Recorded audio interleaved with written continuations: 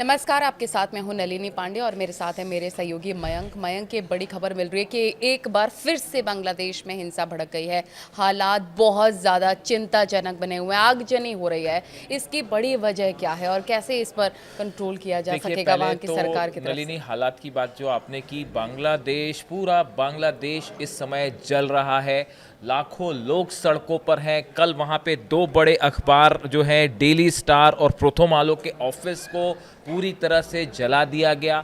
कई घरों में आग लगाई गई है और जो खबरें वहाँ से आ रही हैं कि बांग्लादेश में बड़ी संख्या में हिंदुओं को टारगेट किया जा रहा है। यानी वहाँ पे आप देखिए, सड़कों पर जो तस्वीरें आज बांग्लादेश से आई, ढाका से आई, सड़कों पर हज़ारों लाखों लोग जो है वो उमड़े हुए हैं। अब देखिए, ये घटना हमको समझना होगा। जो आपने सवाल पूछा कि ये शुरू कैसे हुआ, बांग्लादेश में शेख हसीना के विरोधी नेता उस्मान हादी, ये वो स्टूडेंट लीडर हैं जिन्होंने जो है शेख हसीना के खिलाफ जब आंदोलन हुआ, तख्ता पलट हुआ, उसमें इन्होंने बड़ी भूमिका निभाई। और इनको जो है वो पिछले फ्राइडे को गोली लग गई थी, गोली मार दी गई थी। उसके बाद इनकी अभी 2 दिन पहले जो है वो मौत हो जाती है। और इनकी मौत होने के बाद पूरे बांग्लादेश में ज़बरदस्त हिंसा फैल गई।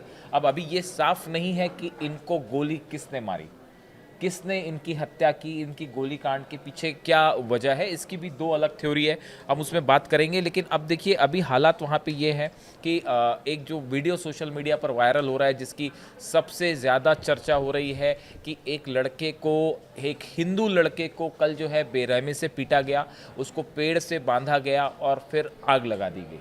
इसके बाद जो है ये वीडियो सोशल मीडिया में जैसे ही वायरल हुआ, न सिर्फ बांग्लादेश में बल्कि कई देशों में ये वीडियो तेज़ी से वायरल हुआ। उसके बाद बांग्लादेश में और हालात बिगड़ गए हैं और दोनों पक्ष आमने सामने हैं। शेख हसीना के जो सपोर्टर्स हैं वो और अगेंस्ट जो है वो आमने सामने हैं। और कई जगह जो है वो चुन चुन के एक दूसरे के जो ठिकाने हैं वहाँ पे घरों में आग लगाई जा रही है, हिंसा हो रही है। अब देखिए, ये इस लेकिन पूरी वहाँ की सरकार क्या कर रही है? इतना कुछ बिगड़ गया, इतने हालात बहुत ज़्यादा खराब हो गए, वहाँ की सरकार का क्या रुख है इस अब पर? ये इसको लेकर देखिए, जो आपने सवाल किया कि मोहम्मद यूनुस की जो अंतरिम सरकार है उसकी तरफ से ये पूरे हालात जो है बांग्लादेश को लेकर, उसमें उनका जो बयान सामने आया है, वहाँ की सरकार ये कह रही है।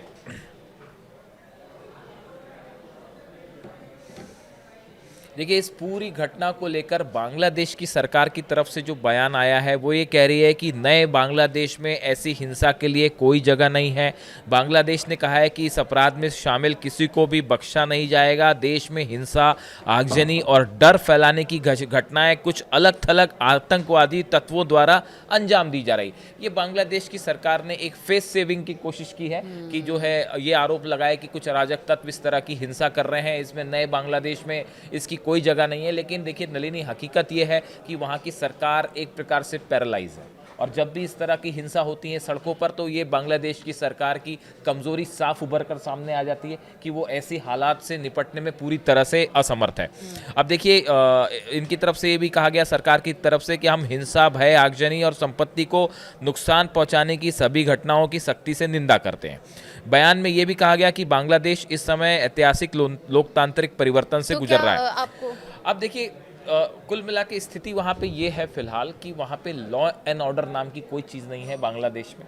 और ज़बरदस्त अराजक हिंसाएं हो रही हैं, घरों में आग लगाई जा रही है, लोगों को चुन चुन कर टारगेट किया जा रहा है, हिंदुओं को निशाना बनाया जा रहा है। दोनों पक्ष जो है वो आमने सामने हैं, शेख हसीना के सपोर्टर और अगेंस्ट। और फिलहाल जो है वहाँ पे एक ऐसे हालात हैं जैसे गृह युद्ध वाले हालात होते हैं। तो क्या ये जो हालात बने हैं, जो हिंसा बढ़ है, उसके पीछे क्या पाकिस्तान की खुफिया एजेंसी आईएसआई का भी हाथ हो सकता है, जैसे दावे किए जा रहे हैं वहाँ से? ये एक बड़ा सवाल है। इसको लेकर तमाम एक्सपर्ट्स ने अपनी राय रखी है। कुछ लोगों का ये भी कहना है, इस तरह की बातें भी हो रही हैं कि बांग्लादेश में एक बार फिर तख्ता पलट की कोशिश हो रही है और हो सकता है यूनुस की अंतरिम सरकार जो है उनको हटा दिया जाए।